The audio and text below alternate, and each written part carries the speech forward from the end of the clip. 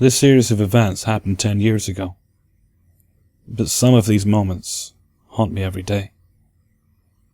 I was a senior at a large university in the south.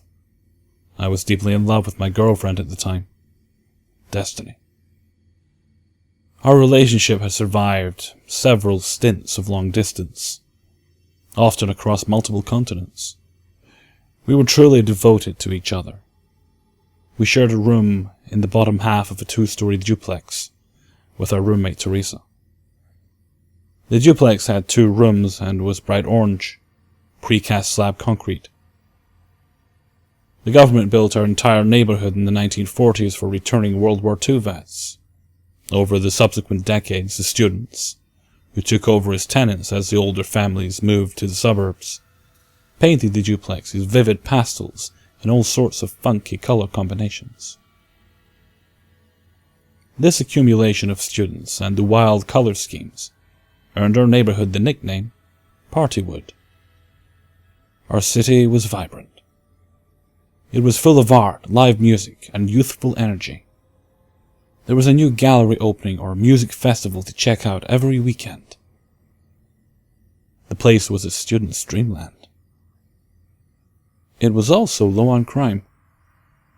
Though these points sound like a perfect combination for fun, they were also a recipe for carelessness and a false sense of invincibility.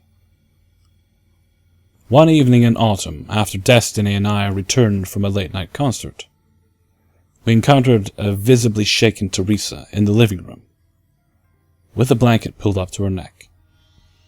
The TV was tuned to static, as the local broadcast had stopped and we poor students couldn't afford cable. She was just looking at the static and listening to the white noise, shaking her head. "Jesus, Teresa, what's wrong?" asked Destiny. "You look like you've seen a ghost." Teresa looked at us and said bluntly, with terror in her eyes, "There was a face in my window. I saw it." I immediately ran into her room. She had pulled the curtains to the edges of the windows to cover every pane of glass, pulled the curtains back, and looked outside. There was nothing but the stately pecan trees in our backyard, swaying in the night breeze. While Destiny comforted Teresa, I went outside and checked the area near her windows for some sign of an intruder. Again, nothing. Here I should note that Teresa was a very kind and gentle person, but was prone to drink. That very night we saw evidence of 2 nearly finished bottles of wine. There was also a stack of the horror films she habitually watched atop the VCR. Destiny made a bed for Teresa on the couch, and eventually we made our way to the bedroom. "Do you think it's possible her imagination got the best of her, babe?" I whispered to Destiny in the dark.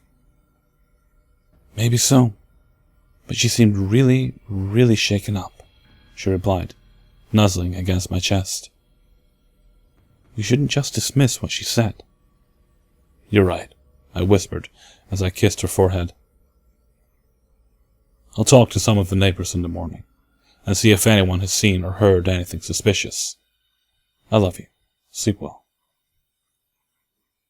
The next day I did my routine jog through Partywood and encountered some friends picking up the beer cans and solo cups scattered across the yard after a rager they had thrown. One of them, Sam, was a buddy from my hometown who I shared a couple of courses with at the university. I told him the events of the night before, and he began to shake his head slowly as a grimace took over his normally cheerful face. "Oh man, Duke, this is bad news. I've been hearing about a peeping Tom running through this neighborhood. I know Teresa does a lot of sipping, but I mean it. You never know with these guys. They always get bolder and bolder. Watch your back, man." I thanked Sam for the info, and with a heart heavy with concern, turned away to jog back home. As I started to run, Sam caught me by the arm. "And hey, dude, if y'all need me, just holler and I'll be right there to help, you hear?" Thanking him again, I ran home. I told the girls what I had learned over coffee that morning, and we all agreed to keep our eyes open and to try to not leave anyone home alone at the house. Things were quiet for a couple of months, and the fear which had been in the front of our minds gradually disappeared, as classes, parties, and the joy of being young and in love returned as our primary preoccupations. That all changed one afternoon in winter, when I returned home from a class to find a police squad car parked out front. I ran inside to find one police officer searching the house and the other examining a broken kitchen window. Apparently, while Teresa was showering and Destiny was napping in our bedroom, someone had broken in and stolen several pairs of panties out of the dryer and Teresa's keys, which of course included our house key. The police found no physical evidence of the intruder, but urged us to change our locks and remain hypervigilant. One officer took me aside and walked me to the backyard. Outside my bedroom window was a chair I didn't recognize. It was pointed at the windows next to our bed. He had been watching us for God knows how many nights, watching us sleep, watching us make love. I nearly retched. We were once again on edge. Teresa took to taping her curtains to the wall, so that not even one sliver of space could provide a view of the inside of her room. Destiny had long been planning to move to Germany for a study abroad program, and she said goodbye with a worried face. I love you. Be careful, and take care of Teresa. I was despondent. I missed my girl so badly, and I didn't feel safe in my own home.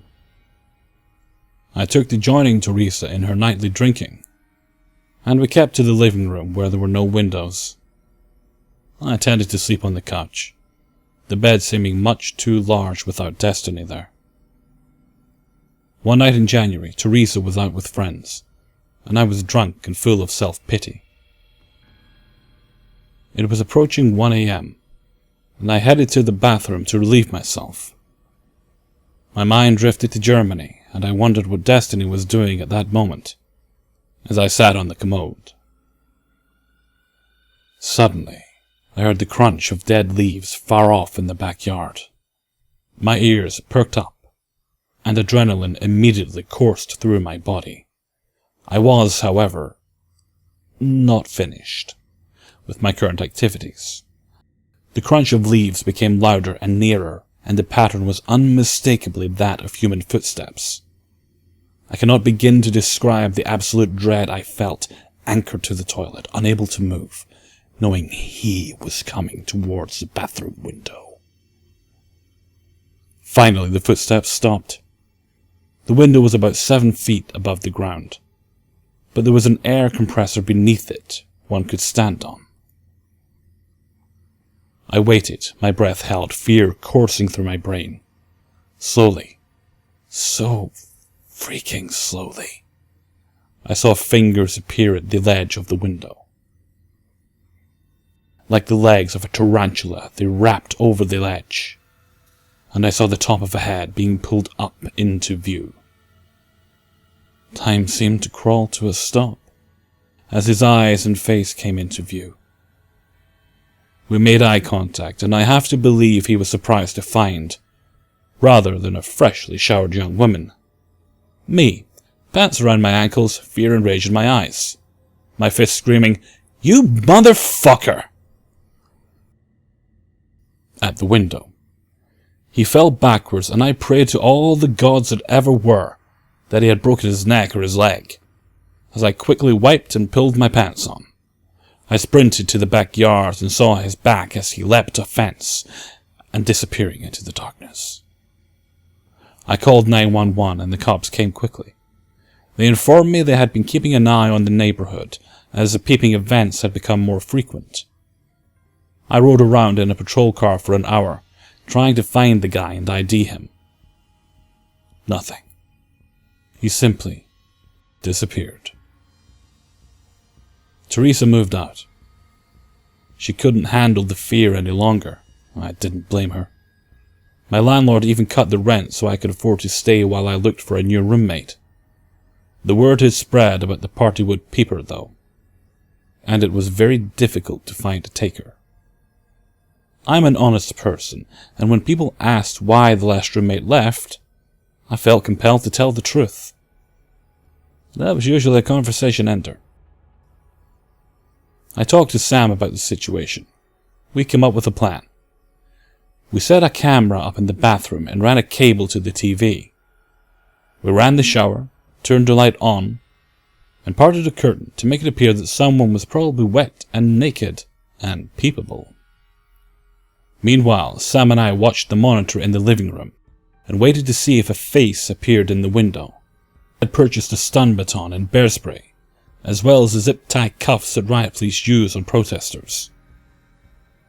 We intended to run opposite sides of the house, bear spray his face, zip-tie him, and then take him inside, where I honestly planned to use the stun baton on his testicles until the police arrived.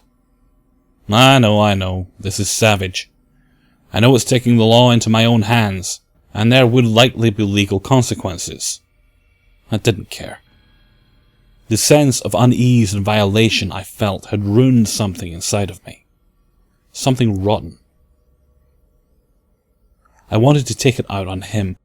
Fortunately, or unfortunately, depending on your perspective, we never had a chance to enact our plan. He never came to my windows again. Soon I too left the country for a job teaching abroad. Destiny and I reunited in a different continent, and tried to put the events behind us. For the most part we did. I learned years later he had gone on to break into a house and rape one of my neighbours. He was never apprehended. I only wish I could have stopped him before anyone was hurt. This was something that happened to me quite some years ago. I'm 21 now and was about 14 at the time. I was a freshman just starting high school. I'll start by saying that even though I was 14, I didn't look like it. I looked like I was about 10 or 11 due to my small, 100-pound stature, and the fact that I have never looked my age. I to this day still don't. Before I started high school, I'd relied on my parents to regularly pick me up and drop me off every day on time. And like the lovely parents they are, they did so without missing a beat. Usually my dad would drop me off in the morning, since he worked at night, and my mom would pick me up since she'd usually be done with work by then. If not, she'd at least break for lunch to bring me home. Sometime, however, after completing middle school, my dad got a new job driving dump trucks. A job that prompted him to have to be up at 5 and at work by 6:30. My mom's job requires her to be on her feet just about all day, and she's usually up half the night because of said job already. So she needs all the sleep she can get. So to make getting me to and from school easier, they figured, you're a big girl. You can take the school bus from now on. I had no problem with that either. Some of my friends lived in the neighbourhood and took the bus. I thought it would be cool to ride to school with them. And it was. The bus showed up at 6:45 on the dot. Every day. The guy was never late. I had to always be there by then. The stop was at the corner on the street, over by my house, so I never sweat it. So I'd probably show up there about 2 minutes before, or the other kids would already be boarding by the time I got there. Not very responsible of me, but I figured, hey, I made it, didn't I? So I never made any effort to show up at a more reasonable time. I did this for probably a good month, until I full-on missed the bus one morning. I have an older brother who was going to the same high school, and he just started his senior year. He had a car, so he'd been on his way to school already. I was getting no rides from him, since I was a freshman, and he refused to be seen with his little sister. Probably even there already. My dad was already at work, but my mom was still fast asleep at home, so I wasn't totally screwed. I could still get to school. Then, as I'm watching the bus pull away, knowing I wouldn't catch it, I hear a car start behind me. I turn around and see a car pull up right beside me on the opposite side of the street. The driver rolled down the passenger side window. I thought it was pretty weird how someone was stopping to talk to me when it was almost 6:50 in the morning and nearly pitch black outside. But, me being 14 and never having personally experienced stranger danger before, I didn't pick up on any red flags yet. So the guy, let's go ahead and call him Tom or something, leans over and goes, "Hey, was that your bus?" Stupid me goes, "Yeah, I missed it." The thing about the bus I took, so many people who lived in our neighbourhood went to that school. There were 4 different stops. 2 of them were before mine. Then there was mine. The final one was 5 or 6 streets down, just near a red light and a 2-way intersection. I saw the bus stop by the final stop and watched from far away as the kids start to get on. Tom says, "Hey, it stopped. Maybe I can drop you off really quick. You can catch it. Or better yet, I'll drop you off to school." I immediately remembered something my mom told me. My mom is a very high alert, always be on your guard type of person. When she was young and still living with her parents, there were 2 instances where someone tried to kidnap one of her younger siblings. It was only because of her and one of her older brothers that both the situations were avoided. Because of this, she always drilled into me and my brother growing up to always be mindful. If something seems fishy, then leave ASAP. She reminded me again a while after I started riding the bus to not let strangers trick me into following them anywhere, getting into cars, etc. Me, being your typical teen, always rolled my eyes and I'd be like, "I'm not a baby. I'm not going to fall for some I have candy or want to see my puppy tricks." That's when she told me that people will try different tactics with older children, like, for example, offer to drop me off to school if they see that I missed the bus. And remembering all of that, I told him, no. And he started persisting. "No, really, it's no trouble. I'll even open the door for you, look." Sure enough, this dude leaned over further into the passenger side and threw the freaking door open. Me, being the naturally anxious girl I am, we're talking about a girl who shook like a leaf when she first took her driving test at 17, started to freak out inside. I tried telling him no again, but this time it came out in an indecipherable stutter. Nah. It sounded more like me making some weird sound, so I just shook my head really hard to get my point across. That's when he urged again, but nowhere near as nice as he was before. Tom shouted at me, "Just get in the damn car." His sudden as crap mood swing made me freeze up right on the spot. I tried to muster up all the guts I could, and firmly said, "No." I think I still stuttered a little, but I'm sure Tom got the point. That's when he threw the driver's door open and stepped out.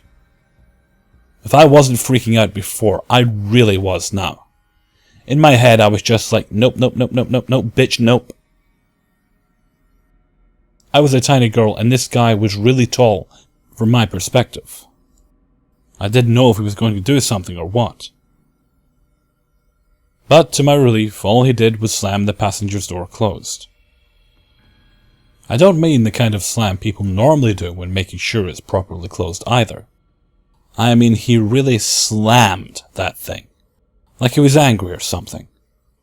Then he went huffing back into his car and sped off without another word. Ran the red light at the intersection and everything. As soon as he was gone, I booked it all the way home and woke up my mom to drop me off.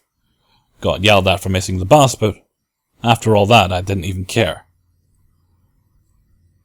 Even though I probably should have. I never told anyone because I thought my parents would make me stop riding the bus. Thus, forced my brother to let me ride to school with him. I'd have much rather ride with my friends at the time. I made it a point to be on time from then on. A few months after that, one of my friends told me that a friend of her little sister's, a middle schooler, got kidnapped from her bus stop, also in our neighbourhood, since she went to the school in our district. She happened to miss the bus one morning, and got in a car with some guy who offered her a ride to school. I don't remember all the details of what happened with her, but she ended up being alright. My friend told me when her family saw the story on the news, they showed a picture of the man. He was white, on the lanky side, had shoulder-length brown, shaggy hair, and they said that the door handle on the passenger side of his car was missing. I couldn't make out Tom's face when I encountered him, but I still had a strong feeling it was him. He probably hadn't removed that door handle yet, because I know he opened that door. I especially felt it was him, considering he probably mistook me for a middle school kid the morning he stopped for me.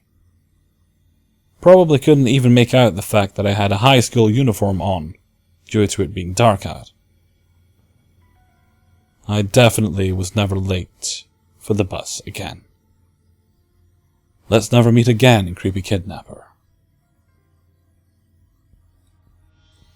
Believe it or not, this was one of 3 horrifying experiences I've had in my life. This happened almost a year ago during spring break.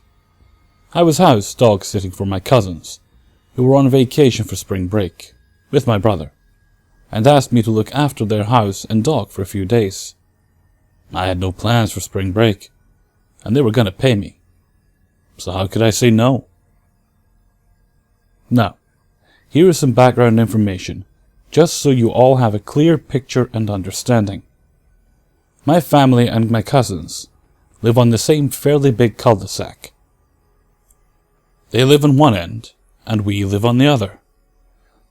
The way my routine works is that my parents would go over early to give the dog, whose name is Daisy, her breakfast, let her go out, then head off to work. Keep in mind that Daisy is a mix of 2 aggressive dogs and is huge, but she also wouldn't hurt a fly. I would then go over and visit throughout the day to check the house to see if Daisy didn't destroy anything, pee anywhere, give her attention, play with her, get her dinner in the evening, and finally, give her a walk at night. Here is where it begins. It was 2 days before my cousins would be back, and it was time to give Daisy a walk. Keep in mind, it was 11 p.m., which is the normal time cousins take her for a walk, if you can believe that. We both walked up the driveway and to the front door, when I got a chill up my back and my gut telling me that something was wrong. But I forced it away, thinking I was just paranoid. I unlocked the door and we stepped inside when I noticed Daisy began to perk up and started to look around the house. More specifically, upstairs. That only made my paranoia worse until I walked into the kitchen and found it was a mess. All the cupboards were open, and pots and pans were sprawled all over the floor, and the living room was pretty much in the same way. That was when I saw the back door. Somebody pried the door open and began their spree. That was when I had the chilling revelation that whoever did this might still be inside. I heard Daisy begin to growl at the darkness upstairs. I pull out my phone and grab Daisy and dial the police. I get about halfway out the door when I realize the phone was on speaker and the voice of the operator could be heard saying, "911, what's your emergency?" As soon as she said that, I heard loud footsteps come barreling down the stairs. I shut the door and book it down the street with Daisy in her leash in one hand and my phone in the other. I scream at the operator, telling her that some men were breaking into my cousin's house. And as I was about to give the operator the address, I heard a loud, deep voice behind me shouting, "Hey, stop!" I didn't stop. In fact, that made me run even faster. Not even 2 seconds later, I heard a loud bang come from behind me. I live in Texas and have been around firearms enough to know that it was a gunshot. I stopped and looked behind me to a man in front of my cousin's house, pointing a gun at me, with another man standing next to him, also loading a gun. I turned away and looked to see I was only a couple of yards away from my driveway. I stood for a few seconds deciding whether or not to haul the rest of the way to my house and get shot, or just stand there and wait for them to do God knows what. So, I chose to haul ass the rest of the way. I dashed in between my parents' cars for cover. That was when I heard another gunshot shatter one of the car windows, and another hitting the brick wall of my house, as I made my way to the front door, where I busted in and found my parents both standing by the front window in their pajamas, having heard the gunshots. I dropped to the ground in shock and exhausted from the run. They come up to me terrified, and I begin to tell them what happened, when I realized that I still was on call with the police. I could hear the voice on the other end saying, "Hello, sir? Are you still there? Are you injured? Sir, please answer." I tell her the situation and give her my address. However, things got worse when I looked out the window and saw the two men coming from down the street to my house. I shouted at my parents to lock the door as I ran to the back door to do the same. My dad sees this and heads upstairs to get his guns. My mother grabs me and is weeping at this point and begins to pray.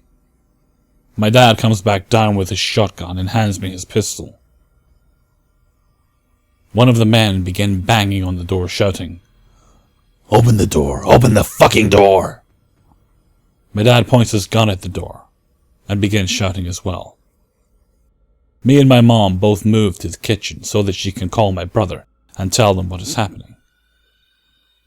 When we hear banging on the back door from the other guy who was shouting as well, I then heard gunshots come from the front door. I guess he got desperate and began firing at the heavy wooden door with little effect. I go over to see if my dad is okay, when the back door bursts open and the other man steps in and points his gun at my mother.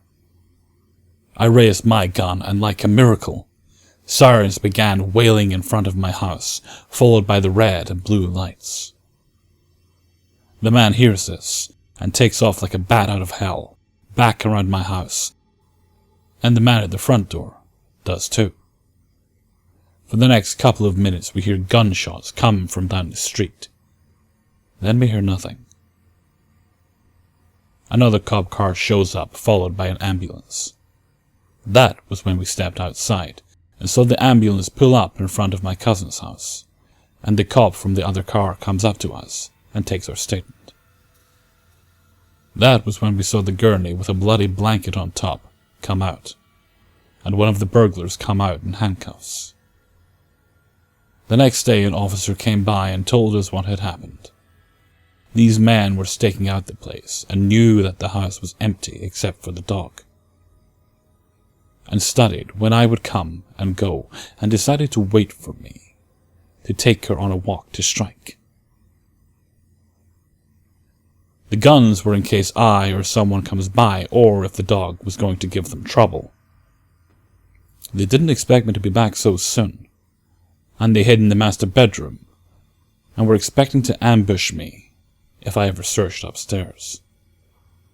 And they chased and attacked because they heard me make a phone call, and they knew I saw their faces. Not only were they planning on robbing that place, but they were going to silence anyone who got in their way. When the police showed up, they panicked and ran back to my cousin's house. When the police followed, they shot and killed one, and the other surrendered. The burglar, thank God, is still in prison. And I say to him, let's not meet again, 'cause the next time you point a gun at my mother, I won't hesitate.